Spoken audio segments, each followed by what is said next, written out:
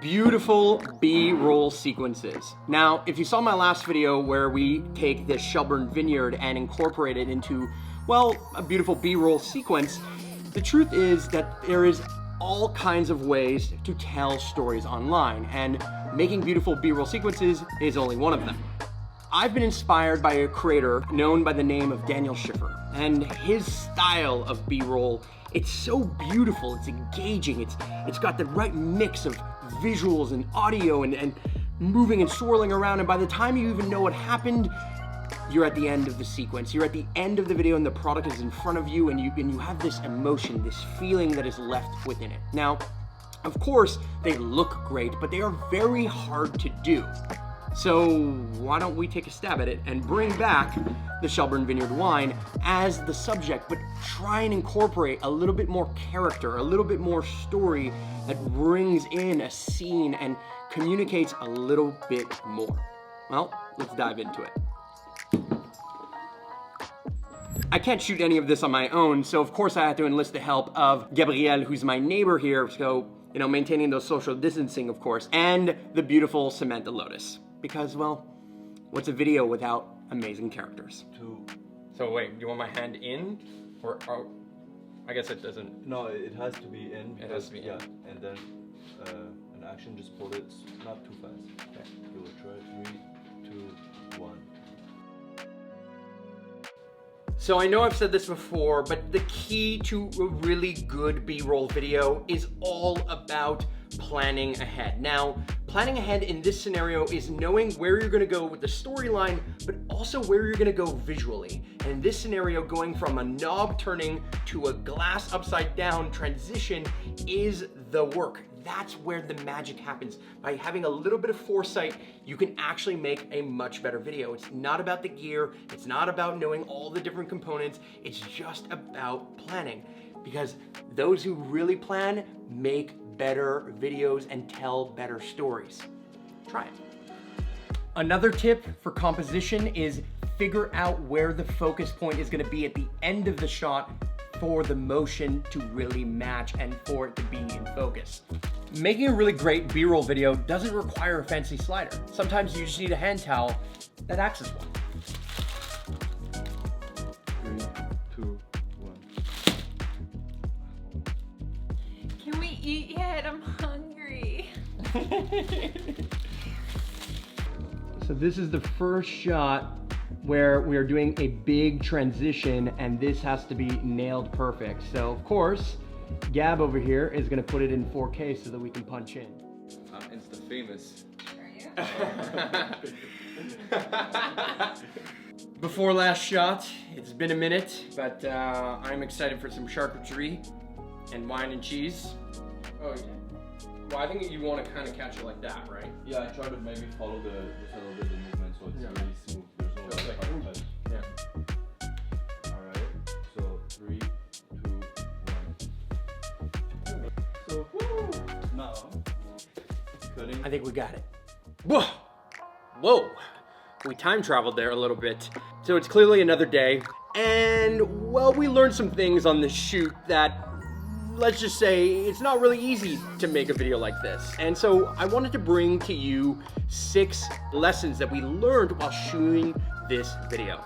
And what were those lessons again? Ah yes. Tip number 1 is choose the music before you actually do the shoot. Now, we didn't do this. We decided to like focus on the shots. What were the things that we wanted to communicate? How do we want the brand to show up? How were we gonna transition from this scene to that scene? And we focused so much on the production value and kind of impressing people with the beautiful transitions and things that we can create that we didn't spend any time thinking about the pacing of the cuts. Because Well, if you don't know what the music is, you can't really pace the video fully, and then you have to find music that fits that pace, which is so much more difficult doing post-shoot. Now, again, we use Soundstripe, which, shameless plug, there's a link in the description. Sound is so crucial to a video of this nature. Now, the second tip that we have is be mindful of color correction and white balance. One of the things that we had is that most of the shoot we used our aperture lights, so 120D Mark II, 120D Mark I, of course, to illuminate the space that we were using, and for the most part, that lighting is very consistent throughout the shoot. But at one of our scenes, when we were at the record player and we had kind of these orange lights on that are filling the space, well, those lights aren't quite daylight white like the aperture lights that we were using are. So, of course, matching that color correction is kind of a in post, right? It's not really easy to do, and it's definitely something you want to consider. So we should have relit that scene when we did that and turned off those kind of mood lights or those orange lights to give us a better white balance and a seamless edit throughout. So tip number 3 is the one that I say over and over and over again, but you're gonna hear me say it again one more time. It's story, story, story. Why? Because storyline matters, and in this case, you would think that the storyline is the transitions, is the way that you're using sound effects and beautiful camera movement, and that's of course telling part of the story. But one of the things that we really wanted to incorporate into this kind of shoot, and I think is overlooked in something that Daniel Schiffer or other creators that are amazing at this kind of stuff would do, is emotion. Bring in that emotion, bring in the characters and introduce those characters and the relationship of those characters, even if there's no dialogue, even if there's no words. The emotion that you can bring in with a laughter or a smile or even a shocked face, anything like that is going to enhance the emotion that the viewer is feeling at the end of that video. So incorporate that in there. It's not just about pretty transitions and beautiful sound effects. Get a smile, right? Which dovetails nicely into tip number 4, which is don't over depend on shot matching. Now, what do I mean by this?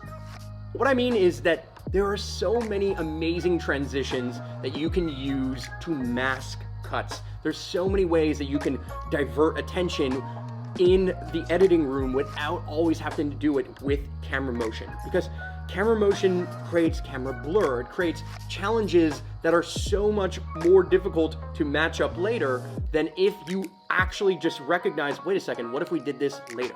Now, one of the mess ups that we had was we had this bottle shot where you're seeing the bottom of the bottle and then you're seeing the bottle go down, okay?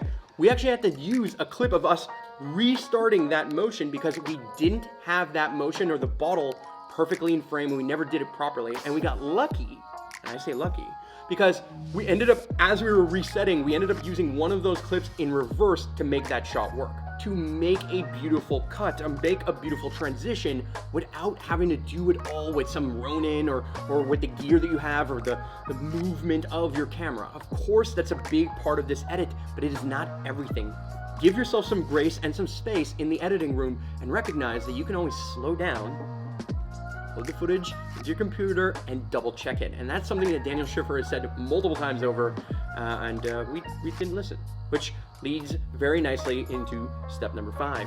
Simplify. Simplify, simplify, simplify. If you can make it a little bit simpler and execute it well, I think that is worth more than trying to overcompensate or trying to make every single transition that you've ever seen in every Sam Colder video or Daniel Schiffer video out there. Recognize that not all of those things are relevant for the cut.